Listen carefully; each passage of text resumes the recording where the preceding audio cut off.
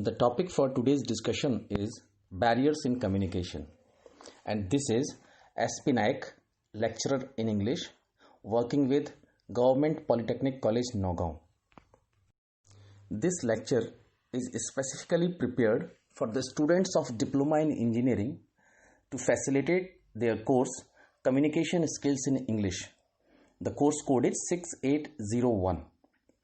This topic falls in their Unit 3, Principles of Effective Communication. The desired learning outcomes of this lecture are to enable them to describe the principles of effective communication, to identify the barriers in communication and suggest ways to overcome them, and apply principles of effective communication in oral and written professional communication. Communication is a process of sending messages from one party to another. We have already discussed communication in detail in our earlier sessions. We all know that the process of communication is considered to be completed and successful only if the receiver understands the meaning and the intent of the message is understood clearly, and the receiver also gives a proper feedback. As we all know, communication is fundamental to the existence and survival of humans. It is a process of creating and sharing ideas, information, views, facts, feelings, etc. among the people to reach a common understanding. So, this is the process of communication. So, barriers. There are few factors which emerge as barriers in the process of communication. The word barrier means an obstacle, a hindrance, or simply a problem that comes in the way and blocks, interferes, distorts, or affects the process. So we all know the process of communication takes place at three levels, that is receiving, understanding, and acceptance.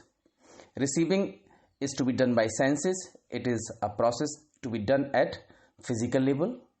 Understanding takes place at the level of intelligence, and acceptance, it takes place at emotional level. So all these are the levels in which communication takes place. So anything that hinders the process of communication at any of these levels is a barrier to communication. So we can define barriers to communication as the aspects or conditions that interfere with effective exchange of ideas. So any factor that distorts or disturbs the process of communication is a barrier to communication.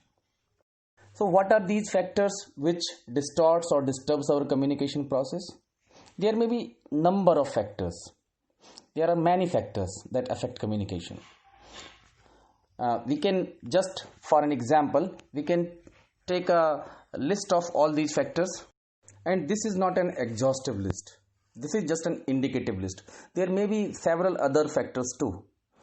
For example, we can see there may be environmental factors which affect the process of communication, technological factors, organizational factors, jargons, external noise, emotions, distance, personal interests, misinterpretation, fear, stress, status, and many others. So all such factors, they can be classified in 4 different categories. And the categories are semantic barriers, physical barriers, organizational barriers, and socio-psychological barriers. So in the first case, we take on semantic and language barriers. Semantic includes language part. So what do we mean by semantics? Semantics is a branch of study that deals with the meanings of words in a language. So semantic barriers are those factors which affect the process of communication due to multiplicity of meaning or pronunciation associated with similar seeming words. There is a vast mechanics of such words in English language. We will see it on the next slide. So there are similar sounding words. These words are known as homophones. So they sound similarly. Their pronunciation is same, but the spelling and meaning is different. So such kind of similar sounding words, they also create confusion, or sometimes they act as a barrier in our communication. We can see a few examples. See, first, alter and alter. The first, alter, means to change or modify. It is a verb. I can say 1983 World Cup win altered the future of cricket in India. However, sometimes it is also used as an adjective. So first, alter, this means to change or modify. The second, altar, is a noun. It refers to a structure upon which sacrifices are made. In Hindi, we can call it Vedi or Bali Vedi. Second example, there is a group of 3 buys. First buy means to purchase. Second buy is a typical short version for goodbye. And the third buy is a preposition that is used to identify who or what performed an action. Similarly, the last pair of words, first rain, is a condensation of moisture that drops to earth. It is this rain for which we have to purchase umbrellas and raincoats. While the second rain means to possess some sovereign powers in a state or country, or to rule a country or state. So these are the words which are seeming similar to our ear, but they may bear different meanings. In the same way, there are words having multiple pronunciation. These words are known as homographs. So the words will have same spelling, but pronunciation will be different and meaning will be different. So we can take few examples. See the first sentence. The bandage was bound around the wound. First, bound is the second form of the verb bind. That means to encircle or cover with something pliable, or rather with loops and layers. While second is wound. It is pronunciated as wound, means some physical injury. Second, we must polish the polished furniture. So the first polish means to add some gloss on a surface by applying some enamel or coating on it. While the second, polished furniture, it refers to the origin of the furniture, means the furniture is made in Poland. In the same way, he can lead us to the lead factory. So the first, lead, means to guide on a way or to direct, while second is lead, a heavy metal. So you can easily understand that such words, homographs, do not panic us in spoken communication, because the pronunciation is different, but they pose a big threat to the process in written communication. There is another type of words having multiple meanings. These words are known as homonyms. These words will have same spelling, same pronunciation, but the meaning will be different. You can see examples. I can drink a can of Coke anytime. The first can is a modal auxiliary that tells the present capabilities, while the second can is a container made of aluminum or tin, normally used for cold drinks. Second one, never desert a friend in the desert. The first desert is a verb that means to leave or to abandon or quit, while the second desert refers to a dry land with extreme scarcity of water and vegetation. In Hindi we call it Registan or Marusthal. In the same way, the last one, close the window before the bee gets too close. So first close refers to shut the window, and the last close, it means to nearness. It refers to the proximity. So you can easily guess that these words are challenging in both kind of communication, written and spoken too, because such words, they have similar spellings and similar pronunciation, only their meaning is different. Further, there are denotation and connotations. Denotation means literal meaning or explicit meaning, while connotation refers to the implicit meaning, the meaning associated with it. Sometimes a word may be used to express explicit meaning, while at other times it may bear the implicit meaning. Many words are used as favorable connotations and many have unfavorable meaning associated with them. So at a number of times, such words may create a hurdle in the communication process. You can see examples. They gave us a cheap stuff. While the second sentence says, at this shop they sell things cheap. So in both the sentences, the word cheap has different connotation. In the first one, it refers to some cheap stuff, means the stuff inferior in quality or degraded in value. So it is an unfavorable connotation. While in the second sentence is, at this shop they sell things cheap, means they provide us the things at a comparatively lower rate as compared to other shops. So it is a favorable connotation. So sometimes these denotations and connotations, they also pose a big threat to us in the process of communication. In the same category, we have barriers related to language too. They include dialects. The first one is dialects.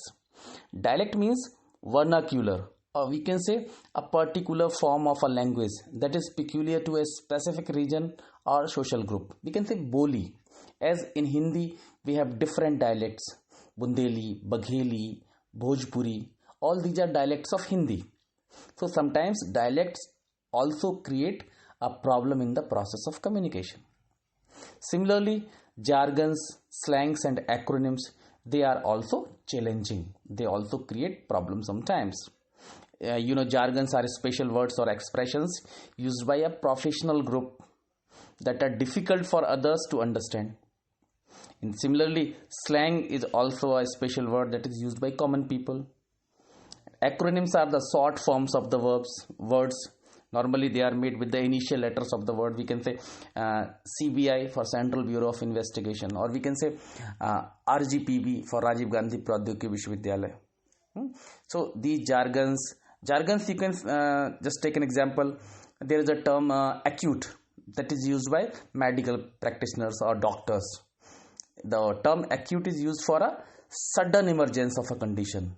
If someone gets some sudden defect or sudden problem in his body, so the doctor will refer the term acute kidney disease. So but it is very difficult to understand for other people. So these are the jargons used by professional groups. So they also create sometimes mismeanings, or they create a problem. In the same way, grammar and spelling, that is also a major, they also have a major role in distorting the actual message if someone is not using them cautiously. Spellings may turn around the whole meaning if someone is not using them cautiously. In the same way, language ability, that also acts as a great barrier when there is a considerable difference between the linguistic abilities of the sender and the receiver. If the two sides are having extreme linguistic abilities or extremely different linguistic abilities, so definitely that is going to mar the process of communication. So the next category of barriers in communication is physical barriers. So move to the next slide. So noise. All of us know what noise is, but we have classified, or we have made some categories of noise: physical noise, psychological noise, written noise and visual noise. First one, physical noise. By physical noise we mean external disturbances or sounds made by external sources like crowd, vehicles, machinery, amplifiers, etc. So that is physical noise. Second one is psychological noise. By this we mean one's internal disturbances which result in inattentiveness. So the psychological noise, we refer to the emotional disturbances or the internal disturbances of a person that disturbs the process of communication. The next one is written noise. By this we mean the distortions in written communication like bad or illegible handwriting or typing errors. So that is also we have categorized as noise, but it is written noise. And lastly, there is visual noise. By visual noise, we mean visual disturbances like late arrival of audience, frequent movements among the audience, many people are taking phone calls.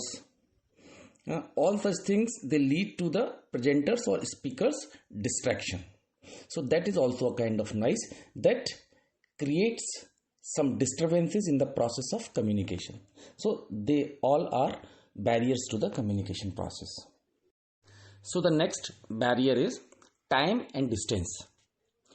Time becomes a physical barrier when people communicate across different time zones, or even in the same time zone. Some timings may be proper for someone while the same timings may be improper for any other person. That depends on working hours, your habits, etc. So the physical distances between people who need to communicate can also cause problems because it does not allow oral or face-to-face communication. So second is wrong selection of medium. Another point is sender's selection of medium to which the receiver is not familiar, or the medium is not appropriate as per the physical situation. So that can also prove to be a barrier in communication. And lastly, that is defects in communication system. By this we mean those mechanical problems and defects in the instruments that creates distortion, like a faulty fax machine or faulty typewriter, a computer that hangs, a server that crashes, weak network strength, technical problems in public address system, etc. So all such kind of defects in the system of communication that also proves to be a barrier in the process of communication. The next category of the barriers is organizational barriers. By organizational barriers, we mean the barriers which come across due to some organizational structure or the fault in some practice in a particular organization. Like in organization, such barriers can be any number of things, ranging from physical items to individual or group attitudes. They do not have to be major items. They could be as simple as an extended absence of an employee or as significant as the takeover of the organization. So there may be number of reasons which emerge as barriers in the communication due to organizational structures, procedure, or the practices that are rampant in a particular organization. The first one, loss or distortion of message as they pass from one level to another. So the kind of vertical communication, the process of vertical communication in an organization, how the message filters or percolates from one level to another level, that may also distort the message. Filtering of information according to one's understanding interpretation. It may be common in all the organizations because individual differences are always present everywhere. So sometimes the message is distorted according to the individual cognitive level, individual understanding.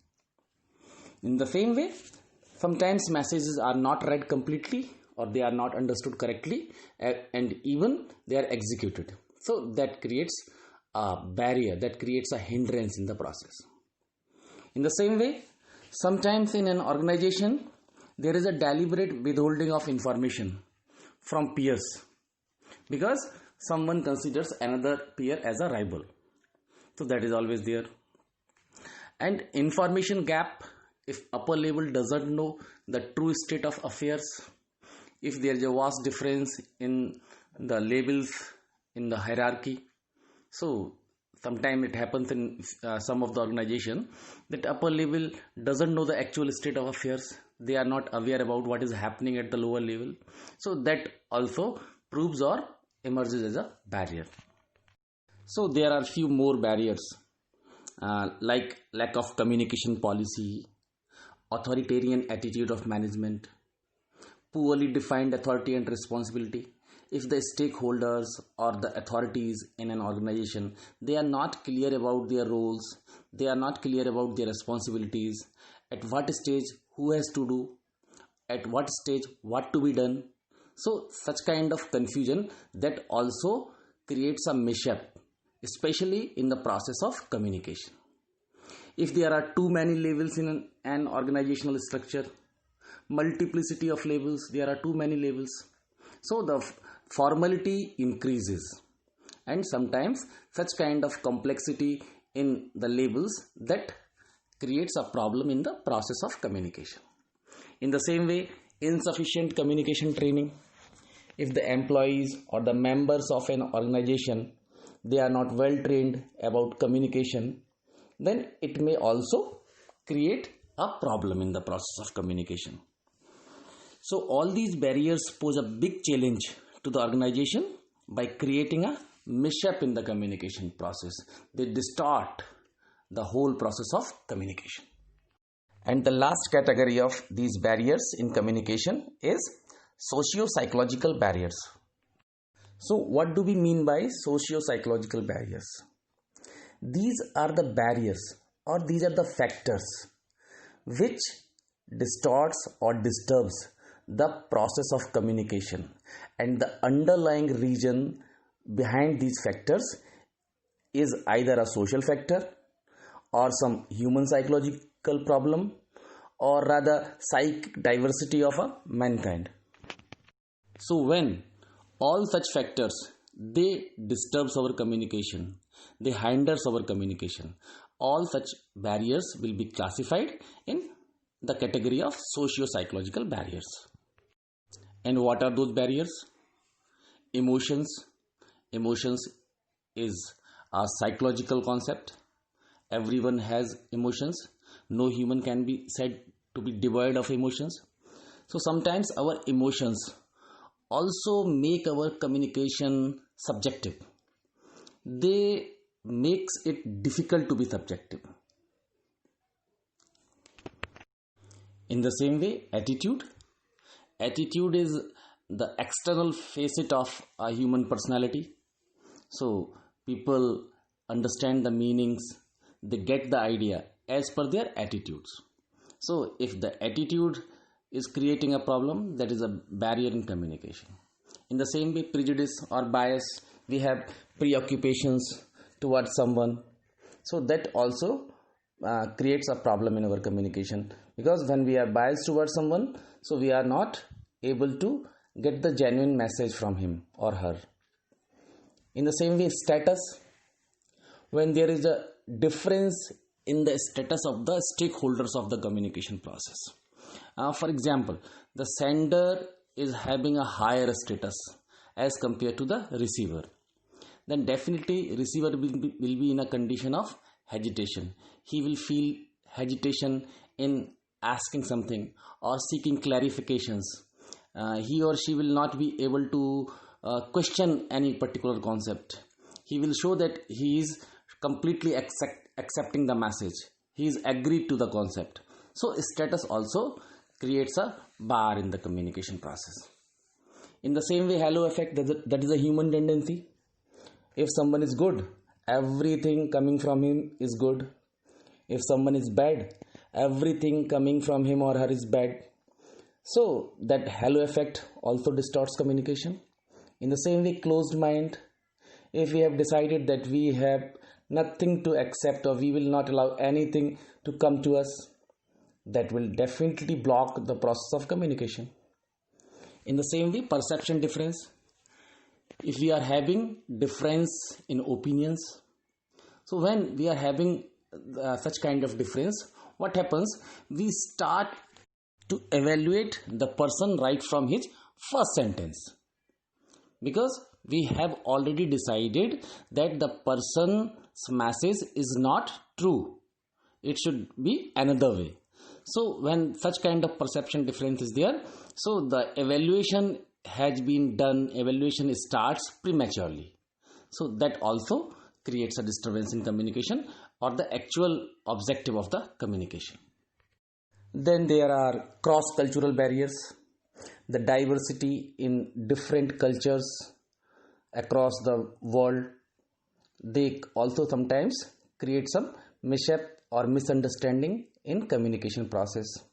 Like we have different perception, we have different kind of social relations, we have a different concept of space, we have a different concept of kinship, we have a different concept of family, marriage. So all such relations we are having a different kind of concept, and this concept keeps changing across different cultures. So sometimes it also creates a misunderstanding, or it may make the meaning of the message sometimes different. What was the actual motive of the sender? It is not conveyed. In the same way, language, there are thousands of languages spoken across the globe. So all such kind of languages, if they are not known very well, if someone doesn't have a mastery, that may also block our communication process. The gestures, they are like social relations. Across our society, we may have a gesture with another symbolic value, while a person from a different country, he may consider the same gesture associated with a different symbolic value.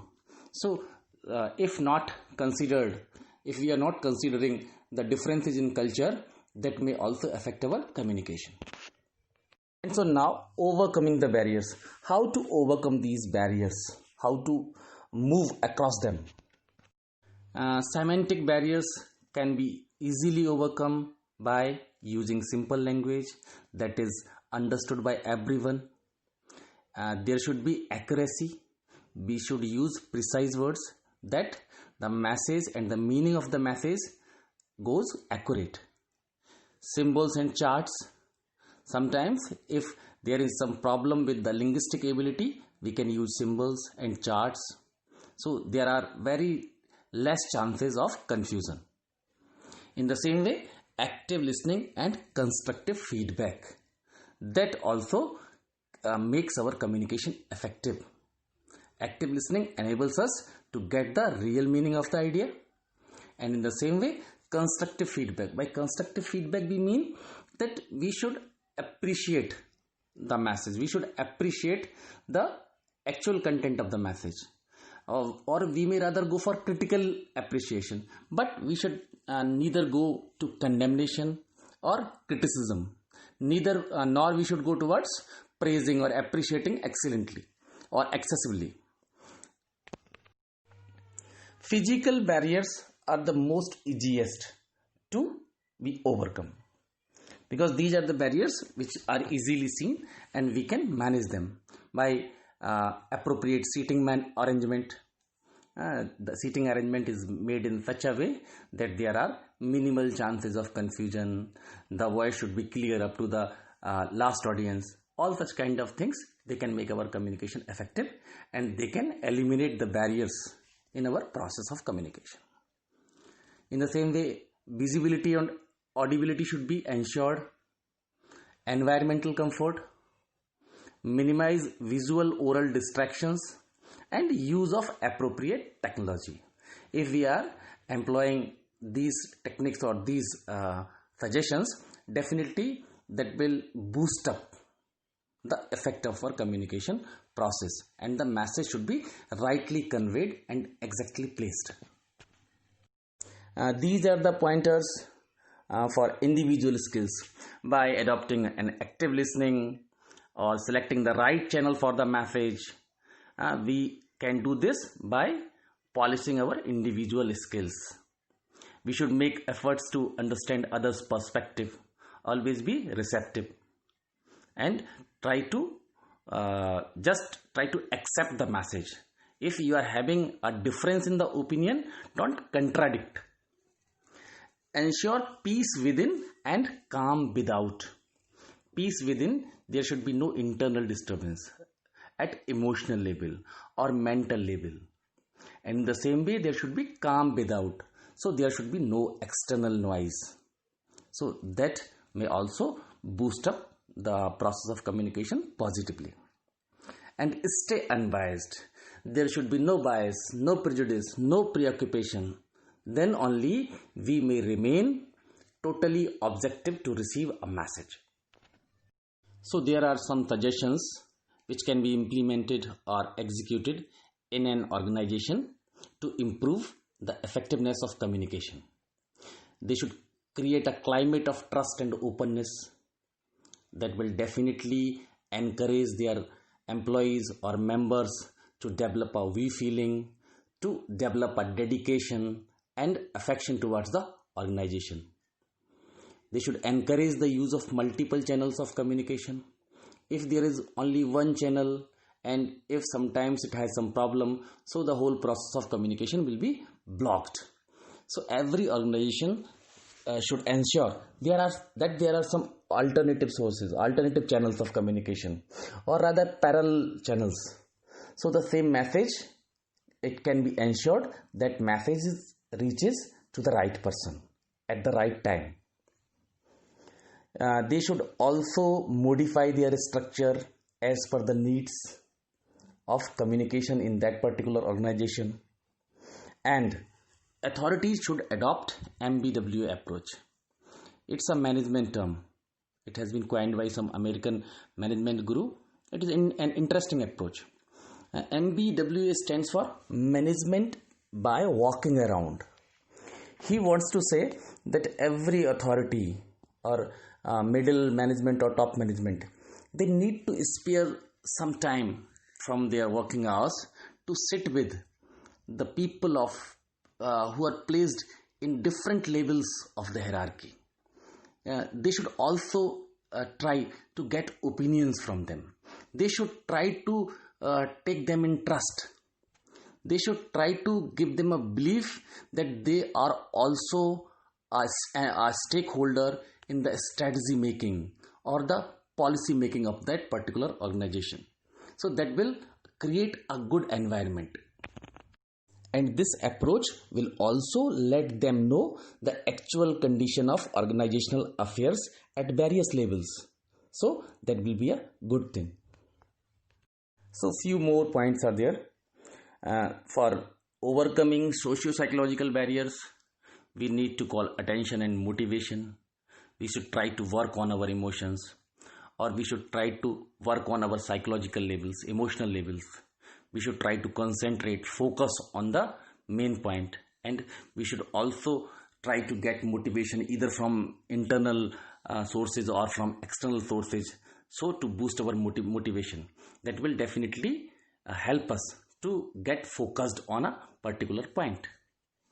And in the same way, assistance and sympathy or positive counseling, that can also help to improve the process of communication, that can help us to make it more effective. If the barriers, they are from some socio-psychological background, the factors behind these barriers are socio-psychological factors. In the same way, cross-cultural barriers can be eliminated if we can develop a good understanding of traditions or customs of different cultures. And we should try to accumulate or gather information of all sides of culture, so that there is no cultural clash. So if we are having good knowledge, good understanding of different facets of the culture, so it will just eliminate all such barriers. So that's all for today's lecture, and I expect that you have enjoyed the lecture and the lecture has helped you to understand the different aspects of barriers in communication. So thank you very much.